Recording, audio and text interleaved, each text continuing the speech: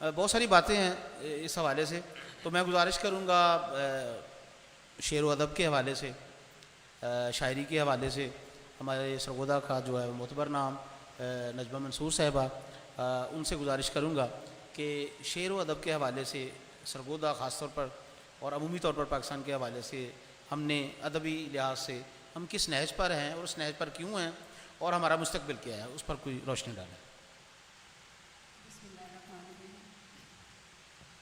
तमाम मुअज़्ज़ज़ हाज़रीन को खुश आमदीद। आपका सवाल जो है वो बड़ा अहम है कि सरगोदा के हवाले से तो हम बाद में बात करेंगे, पहले हम ऑन दी होल बात करते हैं थोड़ी सी कि सरगोदा तो है ही एक मरदम ख़ेज़ खित्ता। इससे पहले जो अदबी सूरत हाल है को उसको उस पर अगर हम नज़र डालें तो उसमें आप देखें कि बहुत से लोग जो हैं वो शेर व अदब में मुख्तलिफ़ नज़रियात के हामिल होते हैं। हम अपनी ज़ाती ज़िंदगी में जैसे भी हों, लेकिन शेर व अदब के साथ जब हम रिलेटेड हो जाते हैं तो उसमें हम अपने वतन को, अपने हालात को कभी भी इग्नोर नहीं कर सकते। जैसे कि आपने देखा कि जब भी कोई मसला हो, कोई बात हो, कोई जंग हो, अमन हो, कोई इस तरह का मसला हो तो शायर अदीब अपनी हर यानी पूरी तैयारी के साथ उसमें शामिल होते हैं और ये एक बड़ी खुशाइंद बात है। हमने जब हम सरगोदा की बात करते हैं तो सरगोदा में सबसे पहले इससे पे मेरा ख्याल है हारून साहब ज़्यादा तफसील से बात कर सकेंगे क्योंकि इन्होंने इस पे बहुत ज़्यादा काम किया हुआ है और ये उन महफ़िलों में शरीक भी रहे हैं और बहुत से लोग इधर बैठे भी हुए हैं जो जिनमें मुमताज़ आरफ साहब मुझे नज़र आ रहे हैं जो इन महफ़िलों में बहुत शामिल रहे हैं कि सरगोदा ने किस तरह तरक्की की और किस तरह अदब में एक दबिस्तान सरगोदा के नाम से एक अपनी अलहदा पहचान बनाई। अब उससे पहले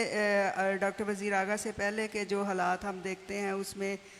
जनाब जौहर निज़ामी साहब और डॉक्टर अनवर गुंदी साहब और इसके अलावा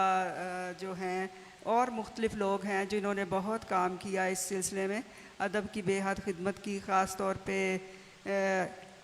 जो है सरगोदा की पहचान बने कामरान मुशायरे अनवर गुंदी साहब, उसमें उनका रोल बड़ा नुमाया है। इसके बाद हम देखते हैं कि डॉक्टर वज़ीर आगा ने जब शाम दोस्तां इधर आबाद की तो उसमें ऐसे ऐसे लोग सरगोदा में तशरीफ़ लाए और उन्होंने यहाँ पे ऐसी ऐसी महफ़िलें की कि जो तारीख़ अदब का एक हिस्सा हैं और उनको हम देखते हुए मैं जब इन महफ़िलों में शरीक हुई हूँ तो उस वक़्त मैं एक अभी स्टूडेंट थी और एज़ ए स्टूडेंट मैं आगा जी के पास तशरीफ़ लाई थी और मैंने उनसे इतना कुछ सीखा है कि मैं आज जिस मकाम पे हूँ वो मैं समझती हूँ कि आगा जी की देन है। उस दौरान जो लोग आए आज वो सारे जो पनीरी आगा जी ने लगाई थी वो आज बड़ी खुशबू दे रही है। आप देखें उसमें मैं भी शामिल हूँ, डॉक्टर आबद खुर्शीद हैं, डॉक्टर आबद सयाल हैं, जुल्फ़कार एहसन हैं, सफदर आज़ाद सफ़ी थे। इसके अलावा बेशुमार लोग थे जो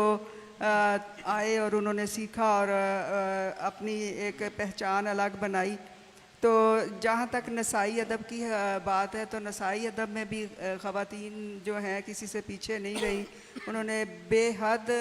जो है काम किया। मसलन देखें आप हमीदा रियाज़ है, किशोर नाहीद है और इसके अलावा फ़ातिमा हसन है और बेशुमार शायरात हैं, परवीन शाकिर हैं। इन्होंने अपना एक अलहदा नाम बनाया, फिर सरगोदा में आ जाते हैं नसाई अदब के हवाले से तो इधर भी काम बेशुमार हुआ। जैसे आप बैठी हैं समीना गुल साहबा बैठी हैं, इन्होंने उनकी किताबें भी काफ़ी आ चुकी हैं, यूनिवर्सिटी से भी एक से रिलेटेड है, वहाँ भी पढ़ा भी रही हैं और काम भी कर रही हैं। और जहाँ तक मेरी बात है उस पर हारून साहब बात कर लेंगे क्योंकि अपने बारे में मैं बात इतनी करना नहीं चाह रही कि मैं फिर वो अच्छा नहीं लगता। बहरहाल अदब के लिहाज से सरगोदा में बहुत ज़्यादा तरक्की और सरगोदा दबिस्तान सरगोदा के नाम से सरगोदा की एक अलग पहचान है और वो पहचान इसी तरह कायम रहेगी। और इसमें जो है हम सबको मिलके, अब जब पाकिस्तान की बात होती है तो शायर अदीब किसी तरह भी इससे पीछे नहीं है और वो जहाँ भी मौका आता है वो अपना हिस्सा ज़रूर डालते हैं। बहुत शुक्रिया।